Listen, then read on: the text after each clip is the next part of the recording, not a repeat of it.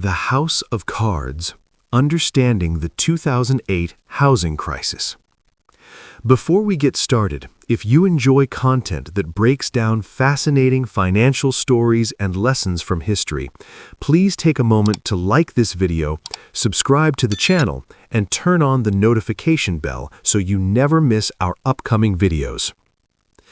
In the early 2000s, homeownership in the United States seemed like the safest path to wealth.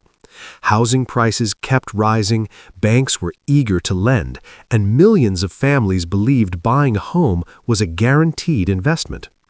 Behind this optimism, however, a fragile financial system was quietly forming. Banks began offering subprime mortgages, which were home loans given to borrowers with poor credit histories or unstable incomes.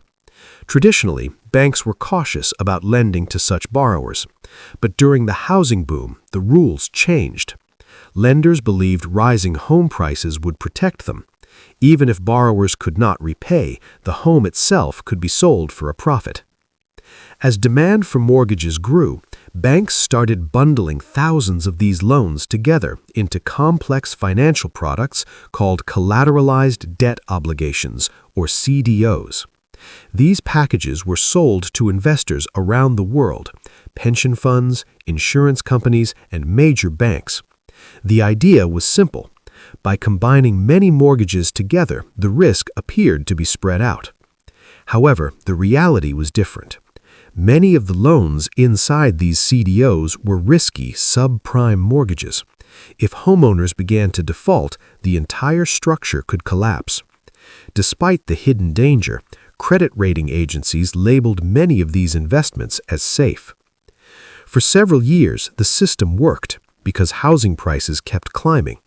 But by 2006 and 2007, home prices began to stall and then fall. Millions of homeowners suddenly owed more on their mortgages than their houses were worth. Defaults started rising rapidly. When borrowers stopped paying their loans, the mortgage-backed securities and CDOs built on those loans lost value. Financial institutions around the world had invested heavily in these products, and losses spread quickly through the global financial system.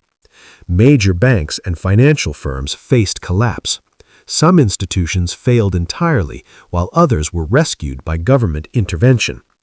The crisis introduced the phrase "too big to fail," describing enormous financial institutions whose collapse could threaten the entire economy.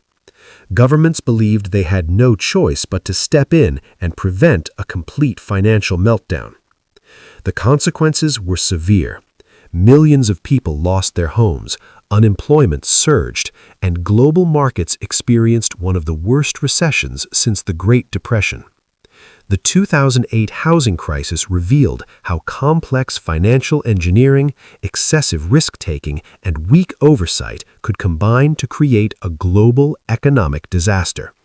It remains a powerful reminder that when the foundations of finance become unstable, the entire system can fall like a house of cards.